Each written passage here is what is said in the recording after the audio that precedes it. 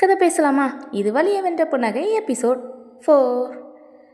Last எபிசோடில் காலுவை தேடி 2 பேரும் ஜியும் ஹீயும் வந்துட்டு பயங்கரமாக தேடி அலைஞ்சிருப்பாங்கல்ல. லாஸ்ட்டாக ஒரு இடத்துல வந்து நிற்கிறா. அங்கே ஜிக்கு வந்துட்டு ஒரு சவுண்டு கேட்குது. உடனே சீனியரை கூப்பிட்டு இங்கே ஏதோ சவுண்டு கேட்குது அப்படின்னதும் அந்த செடிக்குள்ளே போய் பார்க்குறாங்க. அங்கே அவனோட காலு இருக்குது, உயிரோடு தான் இருக்குது.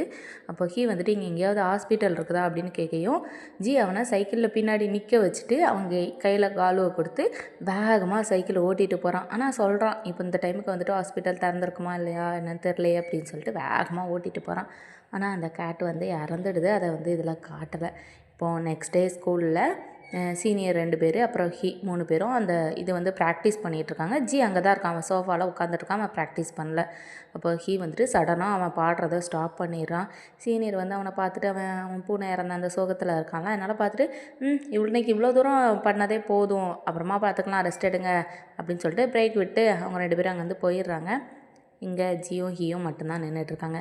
இப்போ அப்படியே ஸ்கூல் முடிஞ்சு ஜி எப்போயும் பார்ட் டைம் ஜாப் போவான்ல அந்த கன்வீனியன்ஸ் ஸ்டோருக்கு, அங்கே தான் போயிருக்காங்க. அவனோட ஃப்ரெண்டு கேட்குறான், அவன் ஃப்ரெண்டோட அந்த பூனை இறந்துடுச்சுல, நீ என்ன பண்ண போகிற அப்படின்னதும் ஜி வந்துட்டு எனக்கு தெரியலை, நானும் ரொம்ப யோசிச்சிட்டேன், எனக்கு அவனுக்கு என்ன அதுக்கு இது பண்ணுற மாதிரி என்ன கொடுக்குறதுன்னு தெரில அப்படின்னதும், நீ வந்து அவனுக்கு ஏதாவது இந்த பூனையை ஞாபகப்படுத்துகிற மாதிரி லைக் பென்டென்ட் இருக்கும்ல அந்த மாதிரி ஏதாவது கொடு அப்படின்னு சொல்லி அவன் ஃப்ரெண்டு சொல்கிறான்.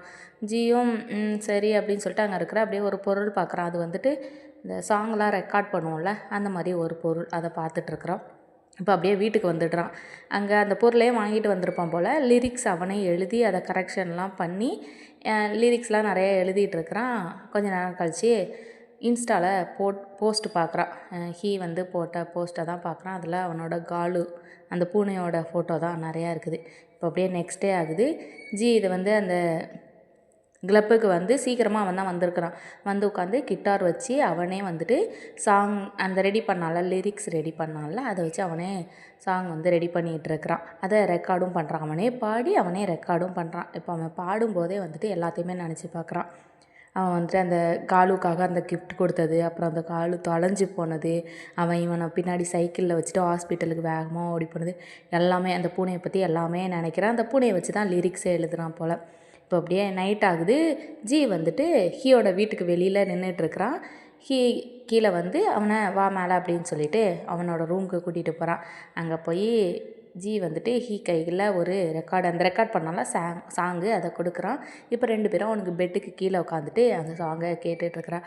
ஹீ அந்த சாங்கை கேட்க பயங்கரமாக அழுதுட்டு, இதை நீயே பண்ணியா அப்படின்னு கேட்கவும், ஆமாம் இது என்னோடய ஃபஸ்ட் டைம் அப்படின்னு சொல்லவும் ஹீ வந்துட்டு தேங்க்யூ, இந்த ஒரு லிரிக்ஸுமே எனக்கு வந்து காலுவை தான் ஞாபகப்படுத்துது. அவன் ரொம்ப அழகு தெரியுமா, எனக்கு ஞாபகம் இருக்குது.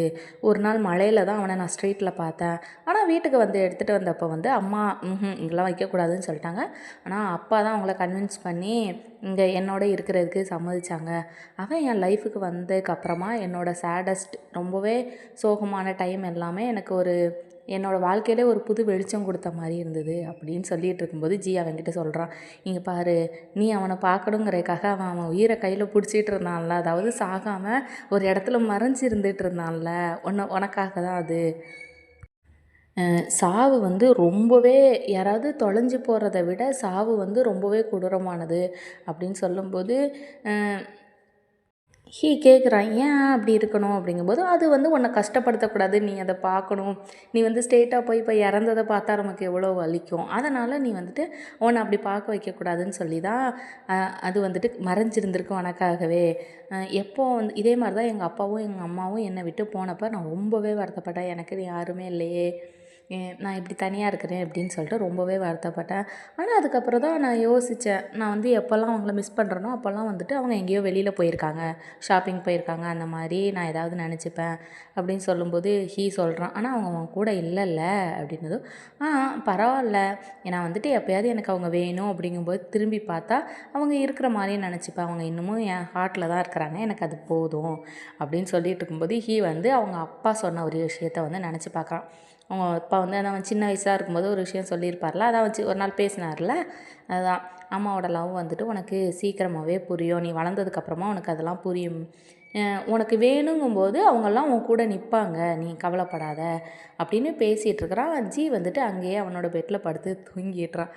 உள்ள வந்து நீ எனக்கு கம்பெனி கொடுக்க வந்தியா, இங்கே வந்து தூங்க வந்தியா அப்படின்னு நினச்சிட்டு அவன் பக்கத்தில் போய் உட்காந்து அவனை அப்படியே பார்த்துட்டே இருக்கிறான். அவனோட ஃபோர்கெட்டில் அப்படியே கை வச்சு அவனோட கையையும் அப்படியே பிடிச்சிக்கிறான். இப்போ வந்து அவன் ஒரு விஷயத்த நினச்சி பார்க்குறான். பேக்ரவுண்டில் வாய்ஸ் கேட்குது. இப்போ வந்துட்டு ஒரு பர்சனை வந்துட்டு நீ எப்படி சொல்கிறது, நீ கேர் பண்ணிக்கணும், அவங்க உனக்கானவங்க அப்படின்னு நீ அதை கன்ஃபார்ம் பண்ணிக்கணும் அப்படின்னா ஒரு 4 செகண்ட் நீ வந்துட்டு அவங்களே பாரு. அந்த 4 செகண்டுக்கு அப்புறமும் அந்த பர்சன் வந்துட்டு உன் ஹார்ட்டில் ஞாபகமாக இருந்தாங்க அப்படின்னா இது அவங்க வந்துட்டு நீ லைக் பண்ணுற பர்சன் தான். இது எப்படி அப்படின்னா கிட்டாரில் இருக்கிற 4th ஃப்ரெட் அது மாதிரி. நீ ஒரு டைம் வெளியில் வந்துட்டன்னா அதுக்கப்புறம் ஸ்ட்ரெயிட்டாக அதுக்குள்ளே போக முடியாது அப்படின்னு. எனக்கு இந்த கிட்டார் பற்றிலாம் தெரியாது, அவங்க அது அப்படி சொல்லியிருந்தாங்க, அதனால் நான் அவங்களுக்கு அப்படியே சொல்கிறேன். அப்படின்னு சொல்லிகிட்டு இருக்கும்போது கரெக்டாக அவன் கிட்ட போயிட்டு பக்கத்தில் போகிறான். அதோட அப்படியே நெக்ஸ்ட் டே ஆகுது. நெக்ஸ்ட் டே ஹீயும் ஜியும் அப்படியே பக்கத்தில் தான் படுத்துருக்காங்க. இப்போ ஜி வந்து கண்ணை முழிச்சு பார்க்குறான். பார்த்துட்டு ஹீயை பார்த்துட்டு இது கனவா அப்படின்னு சொல்லிட்டு கண்ணை மூடிட்டு மறுபடியும் திறந்து அப்படியே பார்க்குறான். கனவு இல்லையா அப்படின்னு டக்குன்னு எந்திரிச்சு உட்காந்துடுறான். அப்போ ஹீ எழுந்திரிச்சு என்ன எந்திரிச்சிட்டியா அப்படின்னு கேட்கையும் நீ எப்படி இங்கே வந்த அப்படின்னு ஜி கேட்குறான். அவனோட வீடு நினச்சிக்கிட்டான் போல். என் வீட்டில் தான் நான் இருப்பேன், நீ தான் அங்கே இருக்கிற அப்படின்னு சொல்லியும் ஜி வந்து சொல்கிறாள், நேற்று நைட்டு நீ எதுக்காக என்னை எழுப்பலை அப்படின்னு சொன்னேன். நான் உன்னை எழுப்பினேன், நீ தான் எழுந்திருக்கிறாள், நீ என்னோடய கையை டைட்டாக பிடிச்சிக்கிட்ட தெரியுமா அப்படின்னு சொல்லவும் நீ என்னை எழுப்பியிருக்கணும்ல அப்படின்னு சொல்லி ஜி கேட்குறான். இல்லை நான் உன்னை எழுப்புனா நீ கோவப்படுவியோ அப்படின்னு சொல்லிட்டு தான் நான் உன்னை எழுப்பலை அப்படின்னு சொல்லவும் இல்லை நான்லாம் கோவப்பட மாட்டேன் அப்படின்னு ஜி சொல்கிறான். சரி போய் உன்னோட ஃபோனை ஃபஸ்ட்டு செக் பண்ணு அப்படின்னு ஹீ சொல்கிறான். இவன் வேகமாக ஓடி போய் ஃபோனை செக் பண்ணுறான். அவங்க ஆண்டி நிறையா கால் பண்ணியிருக்கிறாங்க. இப்போ சரி நான் வீட்டுக்கு கிளம்புறேன் அப்படின்னு சொல்லிட்டு அங்கே வந்து கிளம்புறான். அவன் ஹீ வீட்டுக்கு வெளியில் வந்ததுக்கப்புறமா ஹீ கேட்குறான், நான் வந்து உன்னை காரில் ஸ்டாப் பண்ணவா அப்படின்னு கேட்டேன். வேணாம் நான் சைக்கிளில் போயிடுவேன் அப்படின்னு சொல்கிறான். சரி ஓகே, நீ நெக்ஸ்ட்டு இந்த வீக்கெண்ட் வந்துட்டு நீ ஃப்ரீயாக நம்ம வந்துட்டு பி க்ரஷ் அப்படிங்கிற ஒரு கான்சர்ட்டுக்கு போகலாம் அப்படின்னதும் போகலாமே, உனக்கு யார் டிக்கெட் கொடுத்தா அப்படின்னு ஜி கேட்குறான். என்னோடய ஃப்ரெண்டு தான் வாங்கி கொடுத்தா அப்படின்னு. சரி ஓகே, எனக்கு அது ரொம்ப பிடிக்கும், போகலாம் அப்படின்னு சொல்லிட்டு ஜி அங்கேருந்து போய்ட்றான். ஹீ ரூமுக்கு வரான். அவன் வந்துட்டு அவனோட காலு வளர்ந்துச்சுல அந்த இடத்தெல்லாம் அப்படியே பாவமா நின்று பார்த்துக்கிட்டே இருக்கிறான், சுற்றி பார்க்குறான். ஜி அவனோட வீட்டுக்கு வரான். அவங்க ஆண்டி சோஃபாவில் படுத்து தூங்கிட்டு இருக்காங்க.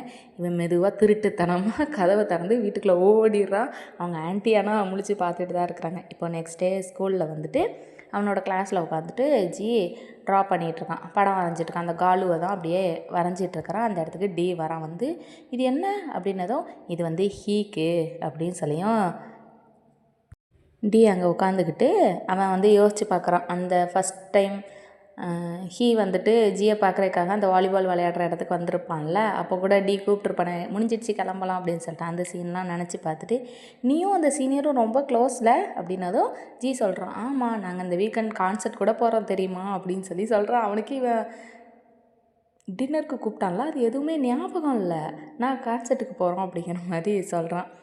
இப்போ அப்படியே கிளப்பை தான் காட்டுறாங்க. அங்கே டேபிளில் வந்து நிறைய ஃபோட்டோலாம் இருக்குது. உள்ளே நம்ம ஜி மட்டும் தான் இருக்கிறான். ஹீ இப்போ தான் உள்ளவே வரான். வந்து அவன் பார்த்துட்டு என்ன இது அப்படின்னு சொல்லிட்டு வேகமாக அங்கே போய் பார்க்குறான். அங்கே போர்டில் காலுவோட ஃபோட்டோ எல்லாமே அழகாக பின் பண்ணி இவன் வரைஞ்சது ஃபோட்டோ எடுத்தது எல்லாத்தையுமே அந்த இன்ஸ்டாலேருந்து எடுத்துருப்பான்ல அந்த ஃபோட்டோ எல்லாத்தையுமே அங்கே பின் பண்ணி வச்சுட்ருக்கானா.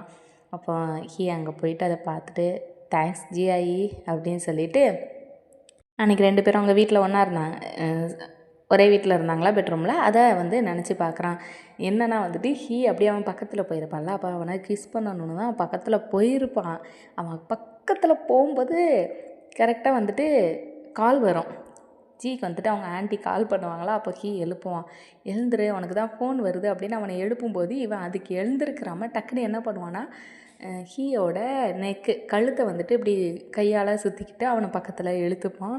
இப்போ 2 பேரும் அப்படியே பக்கத்தில் ஃபேஸ் வந்துட்டு அப்படியே ஒருத்தருக்கு ஒருத்தர் பக்கத்தில் இருக்காங்க. ஜி கண்ணு முழிச்சிருக்க மாட்டான். ஹீ தான் அவனை அப்படியே பார்த்துட்ருப்பான். அதை இப்போ நினச்சி அப்படியே சிரிச்சிட்ருப்பானா. ஜி கேட்பான் என்ன அப்படின்னதும் ஒன்றும் இல்லை வா நானும் உனக்கு ஹெல்ப் பண்ணுறேன் அப்படின்னு இப்போ 2 பேர் சேர்ந்து அங்கே அந்த பிக்சர் எல்லாத்தையுமே ஒட்டிக்கிட்டு இருப்பாங்க.